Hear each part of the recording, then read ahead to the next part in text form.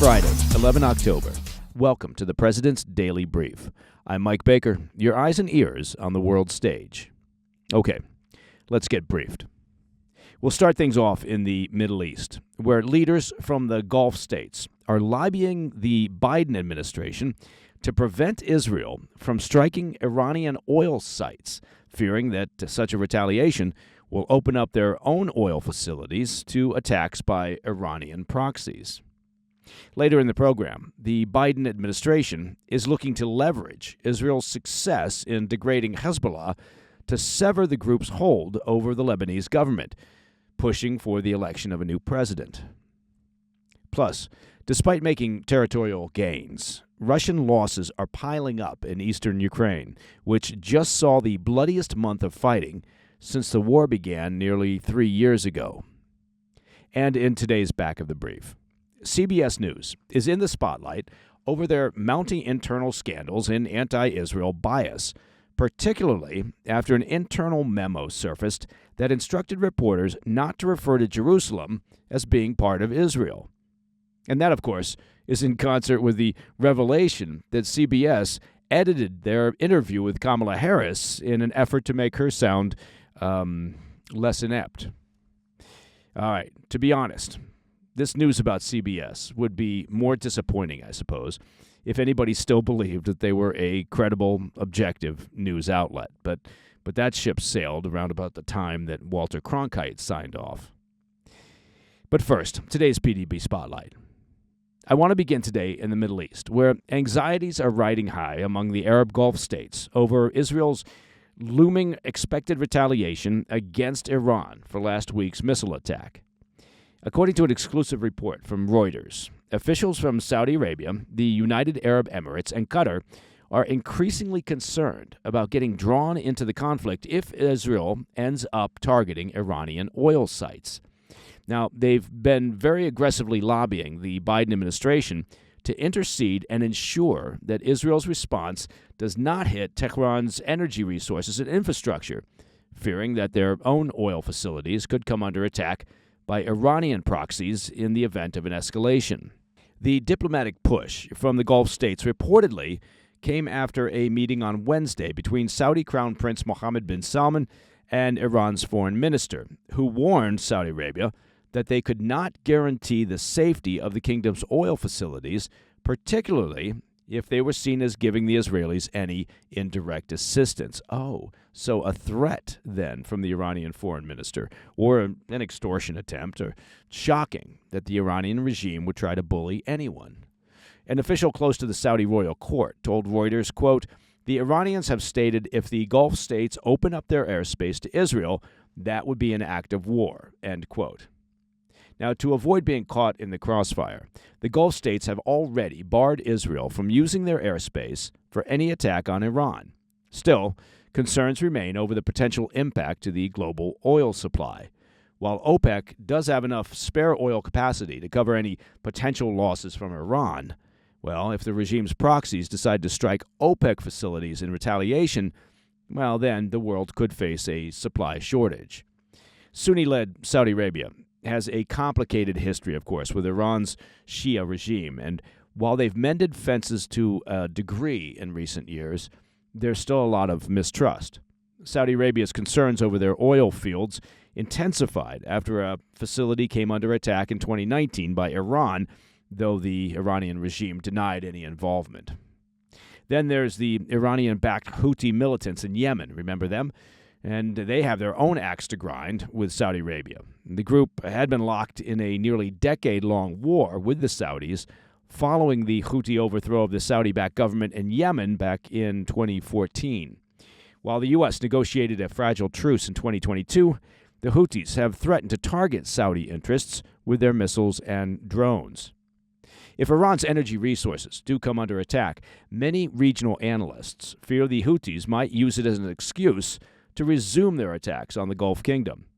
If, at this point, you're now asking yourself why the key players in the region, as well as the U.S. and allies, are allowing themselves to be pushed around by the mullahs and the IRGC, the Iranian Revolutionary Guard Corps, and the various terrorist proxies that the IRGC has spent years funding and building and training, Well, it's a fine question. Nobody likes a bully, and it would seem like a grand coalition of nations could figure out a way to resolve this problem. The problem, of course, being the Iranian regime and the IRGC. The White House has not commented on their discussions with the Gulf states, but the Gulf sources who spoke with Reuters said it was in the global interest to ensure that oil resources are not hit. They noted that it would be a major blow to China, which is Iran's top oil buyer, and could cause oil prices to surge ahead of the U.S. presidential election. Oh, look at that. It seems like another veiled threat, implying that the last thing that the Biden-Harris administration would want to see is gas prices rising before the election. Still, while the White House has encouraged Israel to take a measured response, well, frankly, they appear to have little leverage to dictate how Israel will proceed. President Biden spoke with Israeli Prime Minister Netanyahu on Wednesday to discuss their response, but Israel is reportedly still keeping the U.S. in the dark on the details. The lack of detailed communication is reportedly exacerbating the tensions between leaders in Jerusalem and the Biden administration, who were already reportedly furious that Israel did not provide advance warning of their plans to assassinate Hezbollah leader Hassan Nasrallah back on the 27th of September. For their part, Israeli sources have said their response will likely involve a combination of airstrikes on military targets as well as covert attacks targeting key Iranian leaders, though they say a final determination has still not been made. But Israel's security cabinet did convene on Thursday night to finalize their plans and to grant Netanyahu and Defense Minister Yoav Gallant authority to initiate Israel's retaliation at their discretion. All right, coming up next, the Biden administration is looking to leverage Israel's success in degrading Hezbollah. Plus, despite making territorial gains, Russian losses are piling up in eastern Ukraine, which just saw the bloodiest month of fighting since the war began nearly 3 years ago. I'll have those stories when we come back. Welcome back to the PDB. Sticking with the Middle East, the Biden administration is attempting to leverage Israel's success in degrading Hezbollah to sever the terror group's hold over the Lebanese government. Now, according to an exclusive report from the Wall Street Journal, the White House has engaged with officials in Qatar, Egypt, and Saudi Arabia on a proposal to back the election of a new Lebanese president. With Hezbollah crippled by Israel's campaign, U.S. officials say now is the moment to break Lebanon's political impasse and push the terror group to the margins. Earlier this week, a spokesman for the State Department said, quote, "What we want to see come out of this situation, ultimately, is Lebanon able to break the grip that Hezbollah has had on the country. More than a grip, break the stranglehold that Hezbollah has had on the country," end quote. Now, for some background, Lebanon has been without a sitting president since November of 2022, after their previous leader's term expired. Since then, the country's political parties, of which Hezbollah is one, have been unable to reach a consensus. Lebanon has long been plagued by entrenched sectarian and political divisions, due in part to the fact that they have large populations of Sunni Muslims, Shia Muslims, and Christians. The U.S. has long attempted to bring some semblance of stability back to the country by overhauling their fractured government, but with little success. Part of the problem lies with the country's 128-member parliament, where no one bloc has enough votes to elect a new leader on their own. Analysts say it's likely impossible to establish a new governing coalition without the influence of Hezbollah and its allies, however degraded their military wing might be. According to sources familiar with the Biden administration's plans, the new U.S. initiative hinges on gaining the support of Lebanon's current prime minister and parliament speaker, both of whom have served as intermediaries for negotiations with Hezbollah. Both have expressed public support for new elections, but have also praised Hezbollah for fighting against Israeli forces. Hezbollah's Deputy Secretary General, Naim Qassem, who is currently serving as the group's de facto leader, has said there can be no elections until the conflict with Israel has ended. While the U.S. proposal reportedly has the backing of Saudi Arabia, officials in Qatar and Egypt are violently opposed. They've told their U.S. counterparts, reportedly, that the proposal is both unrealistic and potentially dangerous. Well, that's never stopped in a U.S. administration from pushing a particular policy. Come on. Warning that meddling in Lebanon's affairs during the current crisis risks triggering factional violence or even a civil war, like the one that engulfed the country for 15 years between 1975 and 1990. The Journal's report notes that many of the leaders of Lebanon's current political parties were influential warlords during the period of civil war. Egypt and Qatar say that any practical solution must include Hezbollah for the sake of regional stability, arguing that Israel will never be able to fully destroy the group. Well, they're probably not wrong. Others have also warned that anyone seen as seizing power during Israel's campaign will likely face severe resistance from both the public and political rivals. Robert Ford, a former U.S. ambassador to Syria, told the Journal, quote, "The more a new Lebanese president is seen to have come to office on the coattails of Israeli military actions with American support, the more discredited, I think, he will be among many Lebanese." End quote. Okay, I want to move on to Russia's war in Ukraine, which saw its bloodiest month of the nearly 3-year conflict in September. Russian casualties and injuries over the course of the war have now risen to more than 600,000, according to Pentagon officials who spoke with Politico on Wednesday. For perspective, this staggering toll is more than 40 times Russia's losses during its decade-long invasion and occupation of Afghanistan back in the 1980s. This immense loss of life reflects the ferocity, of course, of the fighting in September, particularly in the eastern Donbass region, where Russia has made slow but steady advances, yet at a devastating cost. As we've been tracking on the PDB in recent months, Russian forces seized several key towns in eastern Ukraine in August and September, inching closer to Pokrovsk, a critical transportation hub for Ukrainian troops. If Pokrovsk falls, it would be a major setback to Ukrainian forces holding the line along hundreds of miles of contested front. Since the summer, Russian offensives have followed a relentless pattern of artillery attacks followed by mass troop movements. And that's a strategy described as trading bodies for ground against entrenched Ukrainian defenses. Despite suffering thousands of casualties, Moscow's commanders remain committed to this costly approach. Tens of thousands of Russian troops are currently concentrated near Pokrovsk, turning the area into what Ukrainian military officials called a, quote, target-rich environment for Ukrainian defenders. Even with heavy losses, Russia continues to pressure Ukraine's defenses.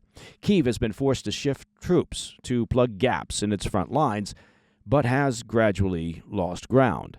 Concerns are mounting that Ukraine's ongoing push into Russia's Kursk region, which began back in August, could strain its resources. However, analysts believe that Ukraine can sustain its operations in Kursk for months without jeopardizing its defenses elsewhere. Meanwhile, Russian forces are struggling with severe logistical issues, hindering their ability to reposition troops and launch a counteroffensive in the Kursk region. President Zelensky has been actively pushing his, quote, plan for victory to leaders in Washington and Europe, urging for more advanced weaponry and the removal of restrictions on using Western-supplied long-range arms inside Russia. Zelensky aims not only to continue Ukraine's assault on Russian territory, but also to thwart any potential Russian counteroffensives. It's worth mentioning that NATO leaders were expected to address the escalating conflict at a Ukraine Defense Contact Group summit on Saturday at Ramstein Air Base in Germany. But the meeting was postponed after President Biden canceled his participation due to Hurricane Milton. Now, being away at a NATO meeting, frankly, on Ukraine, while the southeastern United States is reeling from back-to-back hurricanes, well, that wouldn't be a good look for the White House, nor for VP Harris's campaign. Not, of course, that they would let domestic politics interfere with foreign policy or national security issues. No. The summit was intended to potentially bolster Western military and financial backing for Ukraine and provide a platform for Zelensky's victory plan. Its delay leaves the West's commitment in a state of uncertainty, as U.S. policy on using such long-range weapons remains unchanged. All right, coming up in the back of the brief, CBS News is in the spotlight over their mounting internal scandals and anti-Israel bias, particularly after an internal memo surfaced that instructed reporters not to refer to Jerusalem as being part of Israel. I'll be right back. In today's back of the brief, CBS News is making headlines, but frankly for all the wrong reasons, after reportedly instructing its staff not to refer to Jerusalem as part of Israel. Jerusalem's status has been a political powder keg for decades. Israel considers it their eternal and undivided capital, while Palestinians claim East Jerusalem as the capital of a future state. And the U.S. Congress, well, it recognized Jerusalem as Israel's capital in 1995, passing the Jerusalem Embassy Relocation Act. And in 2017, then-President Donald Trump moved the U.S. Embassy to Jerusalem to seal the deal. But CBS News, well, not so fast. They've decided to play it safe because, according to CBS News Senior Director of Standards, Mark Memmott, quote, its status is disputed, end quote. Wait, CBS News has a Director of Standards? Huh.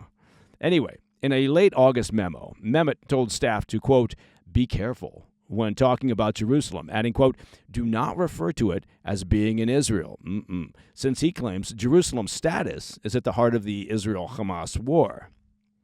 This directive has stirred criticisms regarding CBS's apparent anti-Israel bias, particularly after Tony Dokapul, a convert to Judaism whose 2 children live in Israel, was reprimanded for his recent questioning of journalist Ta-Nehisi Coates about his book, which is, not surprisingly, highly critical of Israel. Dokapul asked Ta-Nehisi Coates, quote, why leave out that Israel is surrounded by countries that want to eliminate it, end quote. Okay, well, either Coates isn't particularly well read in on the situation re Israel and the ring of Iranian terrorist proxies that surround it, or he chose to ignore it. Likely one or the other. Dokapul further commented that Coates' book, quote, would not be out of place in the backpack of an extremist, well, or at least a low-information protester on a college campus, due to its rhetoric on Israel. Now, CBS didn't appreciate the exchange. They reportedly reprimanded Dokapul, causing him to tearfully apologize to staff on Tuesday for putting them in a, quote, difficult position. A difficult position? Please. Well, I suppose it could be difficult if you're anti-Semitic and you're worried that your anti-Semitic friends maybe will think you're going soft on Israel. And it certainly wasn't as difficult a position as CBS News put themselves in the other day by doctoring that 60 Minutes interview with Kamala Harris to make one of her answers seem somewhat coherent in an obvious effort to help her out. Yeah, that's some solid objective journalism you've got going there, CBS. One CBS insider didn't hold back in revealing the real problem at the network, telling the Free Press, quote, there is a huge difference between how all ethnic or minority groups are treated and how Jews and Jewish issues are treated, end quote. And that, my friends, is the President's Daily Brief for Friday, 11 October. If you have any questions or comments, please reach out to me at pdb@thefirsttv.com. And, of course, to listen to the show ad-free, become a premium member of the President's Daily Brief by visiting pdbpremium.com. It could not be easier. And as we all know, it's Friday. And Fridays mean new episodes of that beloved weekend show, the PDB Situation Report. This weekend's show features guests including retired General Ben Hodges. He's the former commander of the U.S. Army in Europe, as well as retired Admiral Mike Studeman. He's the former commander of the Office of Naval Intelligence. And here's a fun fact. Admiral Studeman's father, also a retired admiral, Admiral William Studeman, I guess the admiral runs in the family, was deputy director at the CIA back when I was just a young agency sprog, bouncing around fourth world countries engaged in shenanigans. I'm Mike Baker, and I'll be back later today with the PDB Afternoon Bulletin. Until then, stay informed, stay safe, stay cool.